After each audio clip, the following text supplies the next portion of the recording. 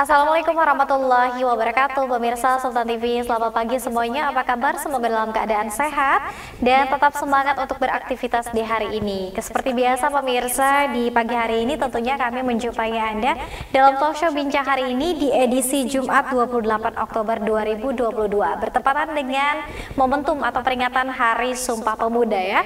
Namun sebelum kita membahas tema kita hari ini, pemirsa, kita ingatkan kembali untuk Anda yang belum memfollow media sosial kita di Instagram kita di @sultantv.co dan juga @beritasultantv, lalu fanpage Facebook kita di @kreatifsultan dan juga YouTube streaming kita di Sultan TV.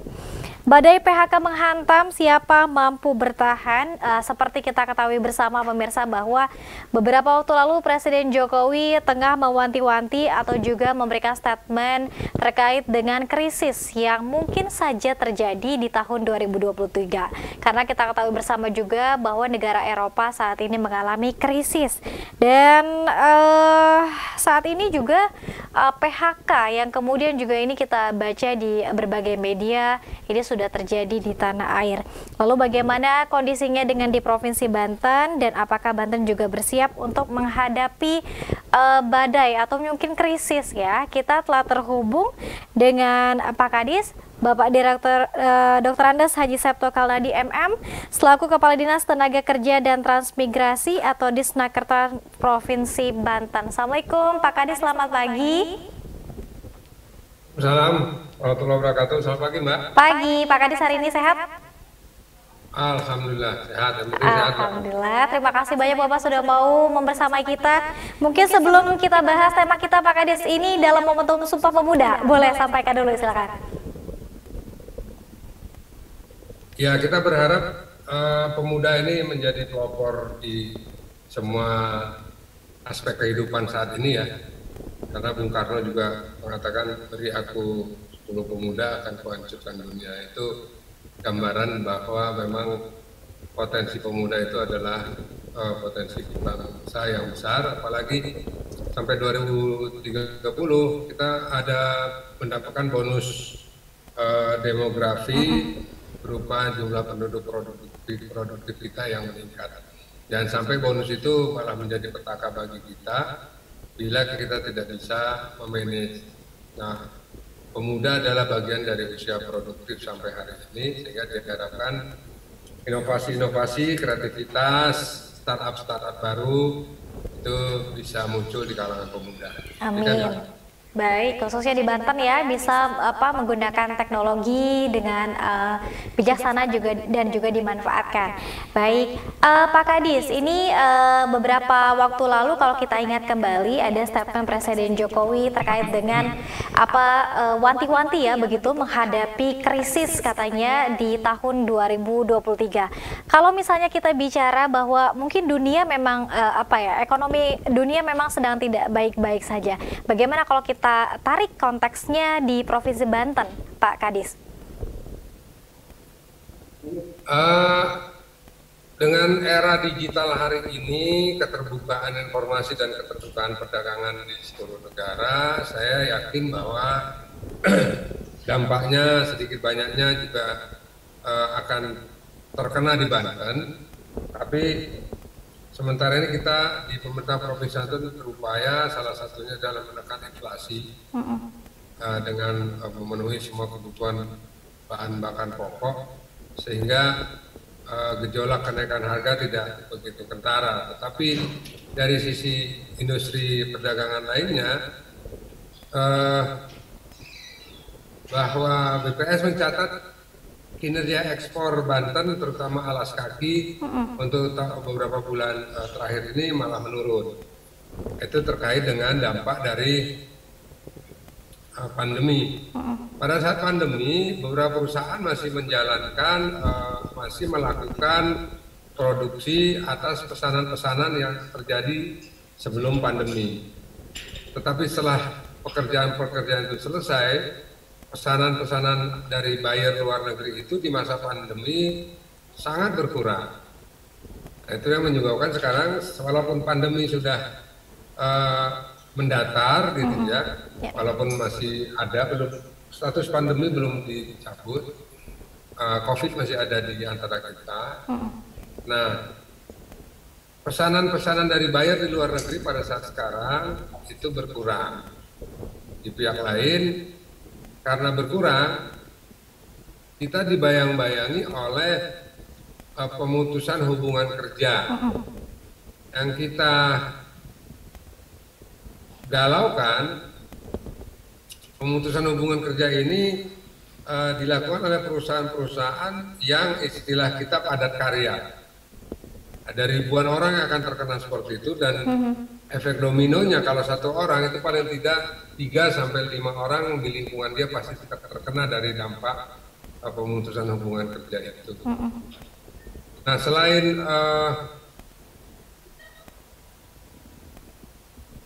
buyer yang berkurang, di pihak lain juga Banten juga dihantui dengan beberapa perusahaan padat karya itu melakukan relokasi pabrik. Ya.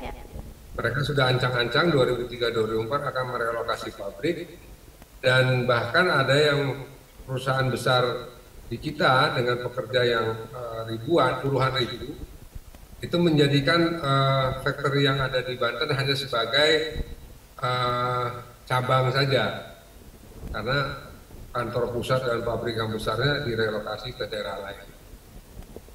Beberapa hal yang menjadi pertimbangan mereka adalah upah minimum provinsi dan upah minimum kabupaten kota di kita memang sudah sampai pada batas atas semuanya.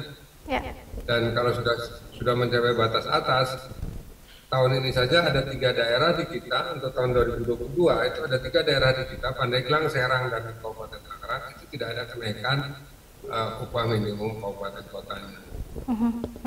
Baik. Kalau tidak ada kenaikan upah minimum kabupaten kotanya, maka upah minimum provinsi sebagai jaring pengaman terhadap perusahaan-perusahaan yang tidak mampu memenuhi UMK, maka upah minimum provinsi lah yang menjadikan patokan agar upah pekerja kita bisa dapat dibayarkan untuk memenuhi kehidupan minimal bagi masyarakat Banten.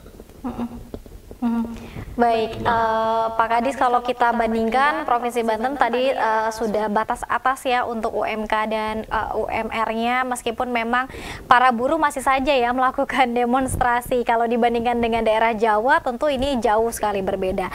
Nah, Pak Kadis, meskipun tadi kita masih dibayang-bayangi oleh pandemi masih ada di tengah-tengah kita.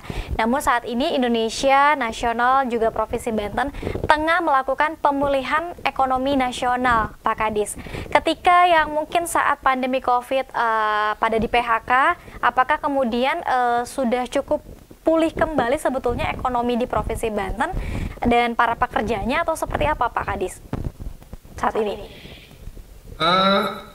Kalau dibilang pulih sepenuhnya, ini istilah kita secara umum disebut kita baru merangkak untuk pulih tegak kembali seperti sebelum COVID.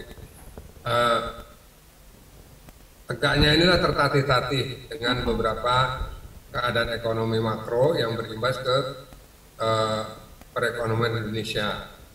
Kita tidak bisa menihilkan konflik-konflik yang ada di luar negeri yang berpengaruh ke kita pada saat sekarang.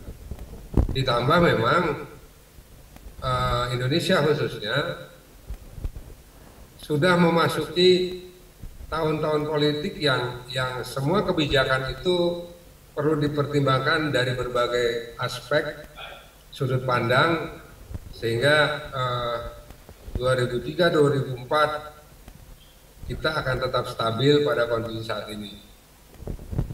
Untuk itu di Banten sementara ini sektor pertanian tanaman pangan itu yang menjadi prioritas utama agar kebutuhan masyarakat tidak terganggu. Kalau kebutuhan masyarakat terganggu, maka inflasi akan naik. Kalau inflasi naik, otomatis akan terasa berat terhadap kehidupan sehari-hari karena harga-harga pasti meningkat.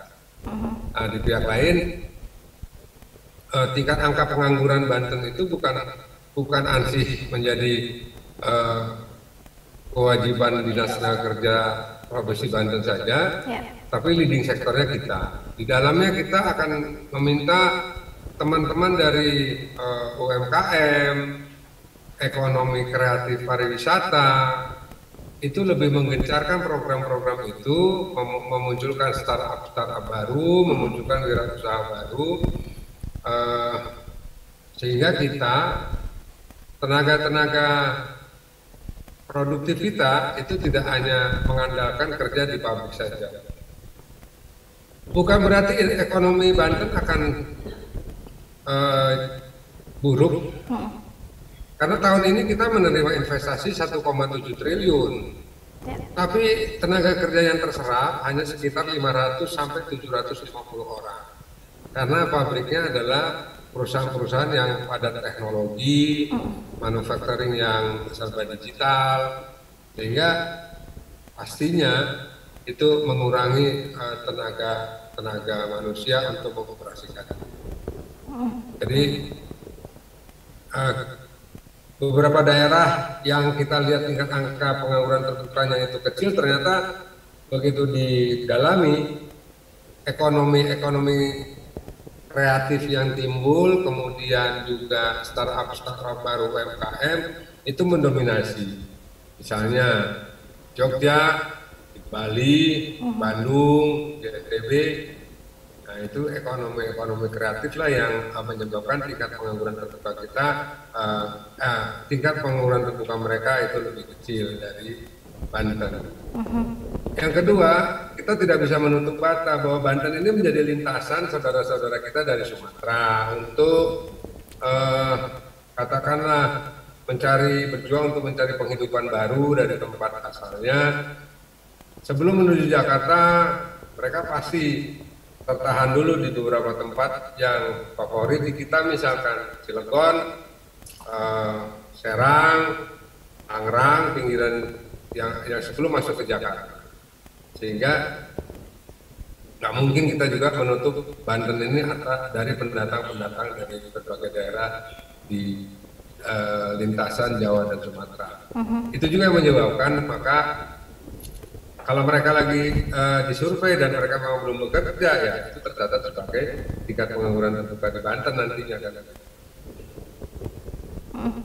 Oke, saya jadi teringat bahwa ini juga menjadi tanggung jawab bagi institusi pendidikan kita juga ya Pak Kadis, untuk kemudian tadi memenuhi juga apa yang dibutuhkan oleh industri, adanya link and match begitu ya terhadap skill yang kemudian dipelajari siswa-siswi di sekolah. Nah Pak Kadis, lalu dengan banyaknya industri yang ada di Provinsi Banten, kemudian juga mungkin jumlah penduduknya juga yang saat ini mungkin semakin padat. Kalau dengan kekuatan Provinsi Banten sendiri, Pak Kadis melihat ini apakah bisa cukup bertahan pada saat ini? Nah, lalu bagaimana kalau misalnya kita boleh prediksi Pak Kadis di tahun 2023 di Banten? Kita tetap optimis, Mbak. Salah satunya dibukanya kawasan industri di Lebak 300 hektar dengan green industry. Kita berharap dengan akhir tahun ini tol Serang Panimbang itu beroperasi, itu memunculkan lahan-lahan kehidupan baru di daerah selatan, terutama wisata, sehingga kawasan pantai selatan Banten itu lebih bisa berkembang sebagaimana berkembangnya kawasan pantai utara di Serang. Kita tetap optimis itu. Di pihak lain, dengan anggaran yang disediakan oleh pemerintah daerah kepada Dinas Tenaga Kerja, teman-teman saya di bidang pelatihan dan produktivitas juga selalu berusaha untuk bagaimana melatih calon-calon pekerja. Teman-teman kita yang adik-adik kita di SMK terutama itu, kita selalu beri gambaran tentang dunia kerja yang akan mereka masuk. Kemungkinan tahun depan kita adakan program pemagangan, gebiar pemagangan nasional, sehingga dengan memagangkan mereka ke perusahaan-perusahaan, mereka merasakan atmosfer bekerja. Walaupun dengan berbagai persoalan yang timbul di dalamnya. Kemudian dengan alokasi dana yang kalau dibilang kurang ya kurang gitu ya. Balai latihan UPT latihan kerja Banten yang ada di Serpong juga kita upayakan pelatihannya itu memperbanyak jumlah peserta. Nah, kita juga sudah berusaha bahwa UPT latihan kerja kita mendapatkan status sebagai tempat untuk uji kompetensi yang dikeluarkan oleh Badan Nasional Standarisasi Kompetensi. Sehingga nanti sertifikat yang dikeluarkan oleh BLKI itu ada dua. Balai Latihan Kerja Industri Provinsi Banten ada dua. Pertama dikeluarkan oleh BLKI sendiri dalam hal ini Dinas Tenaga Kerja. Yang kedua ada sertifikasi profesi yang diakui oleh BNSP, Badan Nasional Standarisasi Profesi. Nah, ini kita harapkan makin banyak juga mereka-mereka yang masuk ke Balai Latihan Kerja itu keluarnya bisa untuk mandiri juga. Walaupun tidak mustahil, banyak juga yang perlu kita latih lebih lanjut, seperti misalkan pengelasan, gitu ya.